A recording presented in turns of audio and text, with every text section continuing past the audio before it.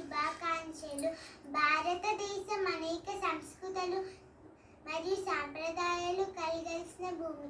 భారతదేశంలో హిందువులు జరుపుకునే అతిపెద్ద పండుగలు దసరా పండుగ ఎంతో ముఖ్యమైనది.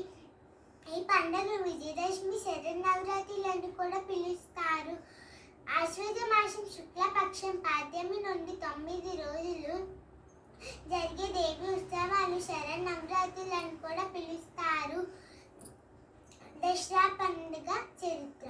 పూర్వం మహిషాసురుని రాక్షసుడు ఉండేవారు. మహిషం అంటే దున్నపోతు అని అర్థం.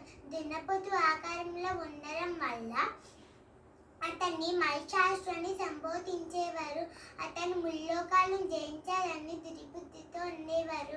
ఒకనాడు తన తపస్సుతో బ్రహ్మదేవుని ప్రత్యక్షం చేసుకున్నారు. బ్రహ్మదేవి ప్రత్యక్షం కావడంతో ఏ పురుషుల చేత మన్నం లేకుండా వరాన్ని ఇమ్మని ఆదేశించారు. బ్రహ్మదేవి వరాన్ని ఇవ్వడంతో అప్పటి నుండి దేవతల్ని ప్రజల్ని హింసించసాగాడు. అది చూసిన త్రిమూర్తిలో ఒక శ్రీశక్తి రూపాన్ని సృష్టించారు. ఆ శ్రీశక్తి రూపమే దుర్గామాతగా అవతరించింది. 18 చేతులు గల దుర్గాదేవి బ్రహ్మ నుంచి వజ్రాయుధం, విష్ణు నుంచి సుదర్శన చక్రం, శివుడి నుంచి త్రిశూలం ఆయుధాలుగా సింహాన్ని వాహనంగా పొందింది.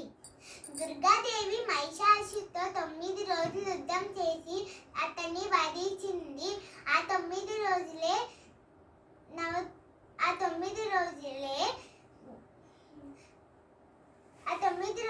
నవరాత్రులుగా జరుపుకుంటారు. 10వ రోజు విజయానికి గుర్తుగా విజయదశమిగా జరుపుకుంటారు. నవదుర్గల పేర్లు: శైలపుత్రి, బ్రహ్మచారిణి, చంద్రఘంట, కూష్మాండ, స్కందమాత, కాత్యాయని, కాళరాత్రి, మహాగౌరి, సిద్ధిదాత్రి.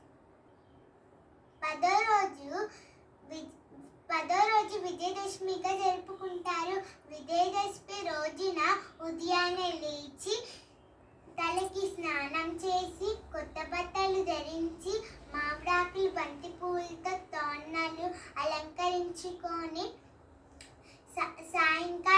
సాయంకాలం వేళ అమ్మవారికి జమ్మి చెట్టుకి పూజ చేసి రాముడు రావణాసుని చంపిన రోజుగా తలచి సాయంకాలం వేళ రావణాసుని దిష్టి బొమ్మని దహనం చేస్తారు.